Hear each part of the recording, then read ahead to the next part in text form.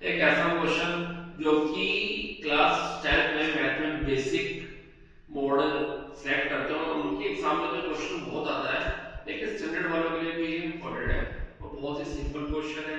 1 marks में question पूछा जाता है। तो देखते हैं क्या है क्वेश्चन।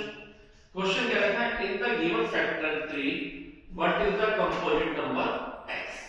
ये हमको क्या कर रखा है, एक ट्री दे रखा है और उस ट्री में मेरे को x की वैल्यू फाइंड करनी है। तो ये x की वैल्यू फाइंड करनी है, तो देखिएगा यहाँ पे कंपोजिट नंबर लिखा हुआ है। अब कंपोजिट नंबर क्या होते हैं ये मैं आपको अपनी प्रीवियस वीडियो में पहले ही बता चुका हूँ। तो इसको निकालने का क्या तरीका है, चलो हम देखते हैं।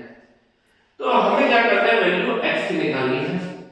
तो आप देखिए यहाँ पे x के हमें दो फैक्टर दिख रहे हैं, 3 और 195। 195 के 195 के भी हमको दो फैक्टर दिख रहे हैं, 3 और y। और y के भी दो फैक्टर दिख रहे हैं, एक दिख रहा है 5 और एक दिख रहा है 13। तो कितना सिंपल क्वेश्चन है। अगर मेरे को y की वैल्यू निकालनी है, अगर मेरे को पहले y की वैल्यू अगर मैं निकालता हूं तो y की वैल्यू कैसे निकालूंगा, मैं 5 और 13 के आपस में मल्टीप्लाई कर देता हूं। तो मैं 13 की मल्टीप्लाई 5 से करता हूं बच्चों, तो 35 में कितना होता है 65। अगर आपसे y की वैल्यू पूछते हैं तो y की वैल्यू कितनी आती है मेरे पास 65। y की वैल्यू कितनी आ गई मेरे पास 65। चलो मैं इसे यहां पे नहीं लिखता, मैं महीना देता हूं। y की वैल्यू कितनी है मेरे पास 65, y की वैल्यू 65 आ गया। सिमिलरली अगर मेरे को x की वैल्यू फाइंड करनी है तो आप लोग समझ ही चुके होंगे करना क्या है, 3 की मल्टीप्लाई किससे कर देनी है 195 से। तो अब x की वैल्यू अगर मैं निकाल लिया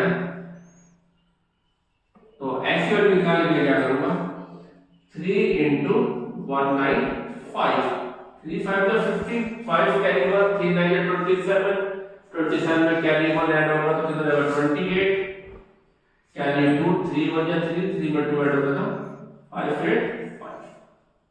तो बच्चों यहाँ पे जो x की वैल्यू है वो 585 आप लोगों को मिलती है। बहुत आसान क्वेश्चन है।